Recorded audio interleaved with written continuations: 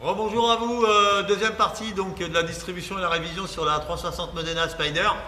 Donc sur la première partie, j'avais déjà expliqué un peu la mise en place et un peu tout le process.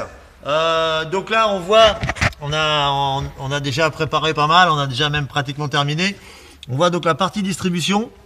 Donc comme je vous expliquais, les calages initiaux de l'usine.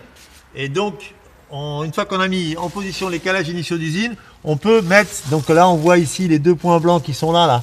Ici c'est pour mettre face à face, là identique. On essaye de trouver des calages, de mettre le maximum de calages, de repères. Ce n'est pas des calages, des repères de calages, justement pour être sûr, quand on fait les deux tours, et être sûr de ce qu'on fait. Hein. Donc ça c'est très important. Malgré que ça soit pas hyper compliqué. Alors comme je vous expliquais en première partie, la fameuse trappe qui donne accès au moteur à l'intérieur, et je vous disais que les voitures intérieures à 2002 n'avaient pas donc cette fameuse trappe que Ferrari a copiée sur Porsche pour faire. Donc là c'est distribution, donc là il y a les galets, donc pour donner en gros, hein, ça c'est la courroie de distribution, les doubles Abracam, les deux poulies qui sont là, donc ces deux poulies là, elles sont entraînées à l'intérieur par des pignons, et c'est celle-ci qui du vilebrequin qui emmène l'ensemble.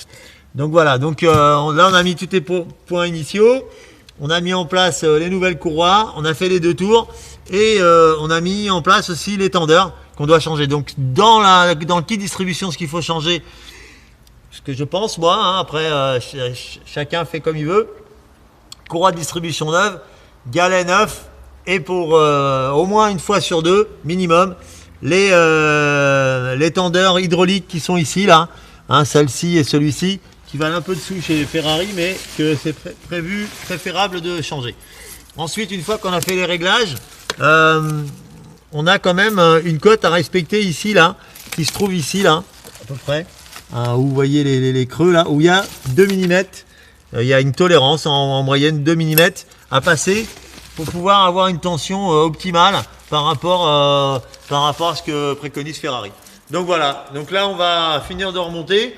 Alors on en profite aussi pour changer. Donc ici cette petite courroie, c'est la courroie de direction assistée qui se trouve ici. Et puis les courroies d'alternateur et les courroies de clim. Donc voilà, mais après c'est pas impossible à faire en soi, il faut prendre son temps, il ne faut pas essayer d'avoir fini avant d'avoir commencé.